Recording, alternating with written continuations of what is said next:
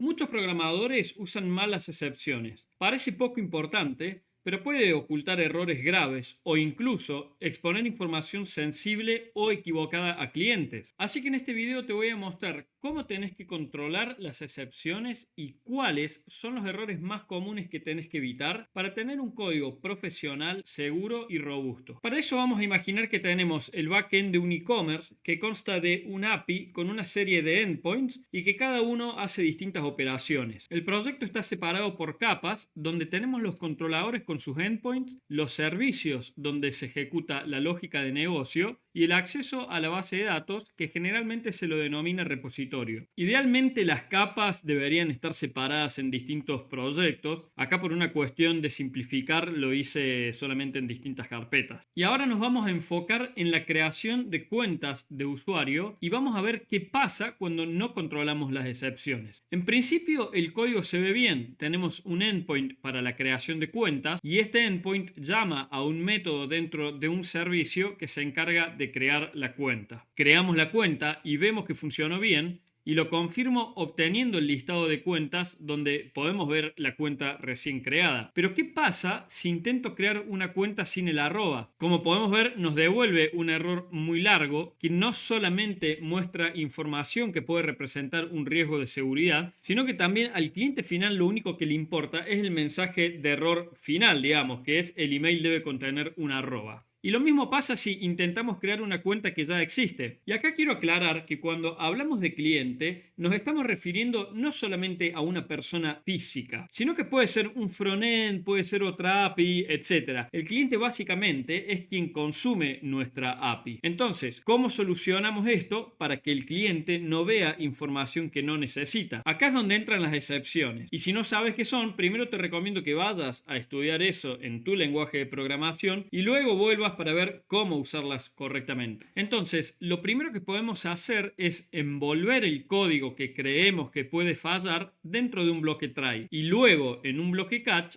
donde captura una excepción, ponemos la lógica que queremos ejecutar. Y ahora, si intentamos crear una cuenta, vamos a ver que el mensaje de respuesta es mucho más limpio y el mensaje largo original, que solo nos sirve a los programadores, lo podemos guardar, por ejemplo, dentro de un log. Ahora bien, esto soluciona el problema de mostrar errores largos o información sensible, pero introduce dos problemas nuevos. En primer lugar, exception es la excepción más general de todas y como tal es la más costosa de capturar en términos de rendimiento, porque justamente que al ser genérica captura todo tipo de error que se produzca, incluso lo que no nos interesa. Pero además, ¿qué pasaría si quisieras diferenciar la lógica según el error que se produce? Como ya vimos, capturando una excepción general no se puede. ¿Cómo lo solucionamos? Simplemente añadimos nuevos bloques catch y especificamos el tipo de excepción que queremos capturar. Y dentro del bloque correspondiente escribimos la lógica que necesitamos. De esta manera podemos diferenciar las distintas excepciones y ser específicos en el comportamiento que queremos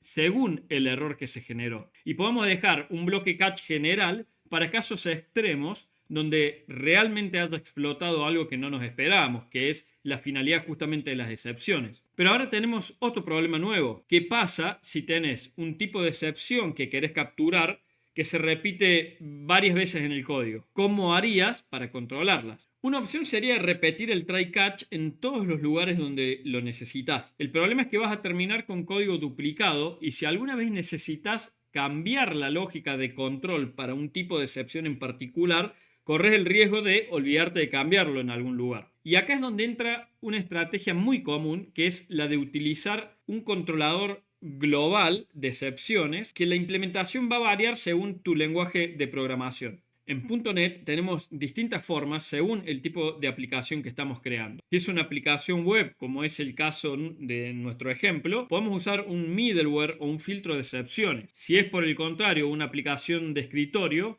puedes usar un manejador global de excepciones. Y esto te da varios beneficios. En primer lugar, te da una respuesta consistente, entonces podés estandarizar el formato de error en todo el sistema. Además, te sirve para escribir logs útiles, tenés un solo lugar para registrar toda la pila de llamadas, más el contexto en donde se produjo la excepción. Te aseguras de que al cliente no le van a llegar mensajes técnicos. Podés separar las responsabilidades encargándote de que, o asegurándote, mejor dicho, de que el dominio lanza la excepción, la capa web decide qué y cómo va a responder ante ese error. Y por otro lado, tenés menos duplicación. No repetís el try catch en cada parte de tu código, sino que solo lo usás donde realmente lo necesitas. Entonces, veamos ahora cómo se traduce esto en nuestro código. Ya tengo el código del middleware programado para ahorrar tiempo, pero lo que voy a hacer es activar justamente el middleware y voy a activar de nuevo el método que crea cuentas sin ningún try catch. Y van a ver lo que pasa ahora cuando ejecuto el método. Todos los errores son capturados por el middleware de excepciones y nuestros servicios quedan mucho más limpios. Y ahora que vimos cómo capturar las excepciones, te voy a mostrar cuáles son los errores más comunes que muchos programadores cometen, yo incluido, y cómo podés evitarlos. El primer error es capturar las excepciones solo con un catch exception, y es un error por varios motivos. En primer lugar, que es demasiado genérico y no sabes realmente qué pasó, y lo peor es que podés llegar a estar ocultando bugs reales. Por otro lado, no podés tomar acciones específicas según la excepción que haya ocurrido. Y por otro lado, no podés crear pruebas unitarias donde se espere que una funcionalidad dispare una excepción de negocio. Lo correcto sería que hagas una captura diferenciada de excepciones y que al final de todo captures excepciones genéricas como algo que ya definitivamente explotó. Otro error muy común es relanzar las excepciones perdiendo el contexto. Y esto ocurre cuando se usa un throw new exception o un throw y una variable dentro de un catch. Entonces veamos un caso de uso real para entender mejor este error. Tenemos un repositorio que lanza una excepción cuando se intenta crear una cuenta ya existente. En nuestro servicio capturamos esa excepción porque queremos loguear la excepción y queremos cambiar el mensaje que va a ver el cliente. Si usamos throw new exception o throwx, estamos relanzando la excepción. El problema es que estamos perdiendo la pila de llamadas anterior. Es decir, que en nuestro log vamos a ver que la excepción se produjo en donde relanzamos la excepción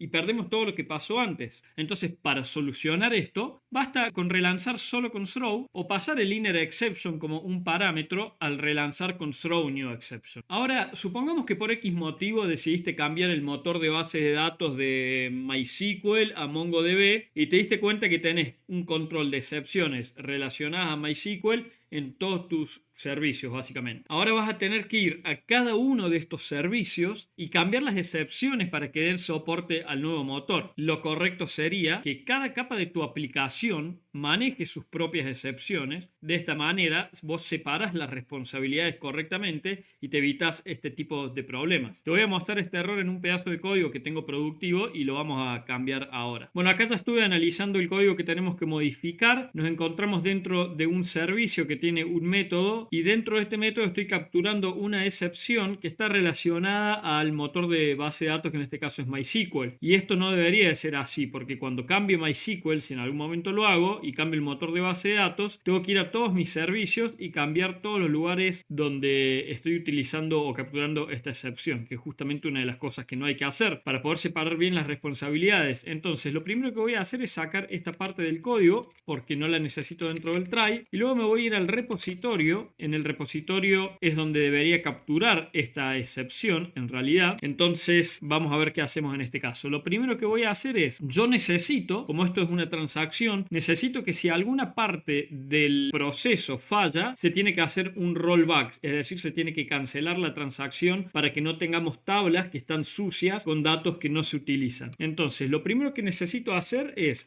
cuando se produzca esta excepción, o sea, lo primero es capturar esa excepción y lo que vamos a hacer es lanzar una excepción de negocio personalizada nuestra, y es acá donde está la clave. Entonces, cuando se produzca esta excepción, esto lo vamos a comentar de momento, lo primero que vamos a hacer es poner de que tuvimos un error, de que falló, y esto lo vamos a mover a esta parte. Y vamos a decir, si las cosas no fueron correctas, entonces vamos a cancelar la transacción. Y acá lo que vamos a hacer es, si la excepción que que se produjo de MySQL o de MySQL, como le quieran llamar ustedes, fue un error de clave duplicada, lo que vamos a hacer es lanzar una nueva excepción de dominio de negocio que va a tener un nombre relacionado al error que se está produciendo, que en este caso es que el usuario está intentando utilizar un alias que ya existe. Entonces vamos a pasar a hacer eso en el código. Bueno, tuve que hacer una serie de ajustes en el código porque no podía añadir como referencia la capa de dominio en la capa de infraestructura por un problema de dependencia circular. Entonces lo primero que hice fue crear un nuevo proyecto llamado infrastructure.common, dentro del cual voy a poner todas las excepciones o cosas que están relacionadas pura y exclusivamente con la capa de infraestructura. Entonces en este caso defino mi excepción personalizada de dominio y esa es la que voy a utilizar en el repositorio. Entonces, en lugar ahora de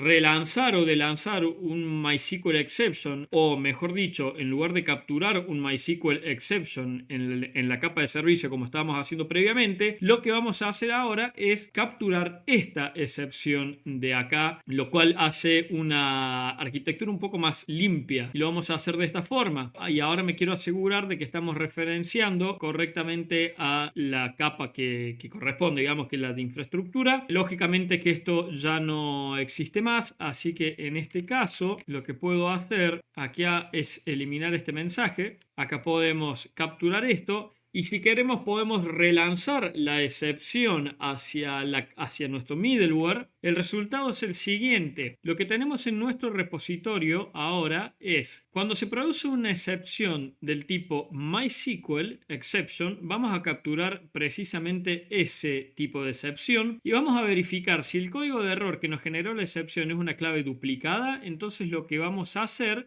es relanzar nuestra excepción desde acá. Entonces, en nuestra capa de servicios ahora, lo que vamos a hacer, fíjense, acá tenemos algo como para comparar, que es otro método, donde voy a hacer exactamente lo mismo. En este método estábamos capturando el MySQL exception y estábamos verificando el código de error. En este caso, directamente, lo que hacemos es capturar la nueva excepción personalizada.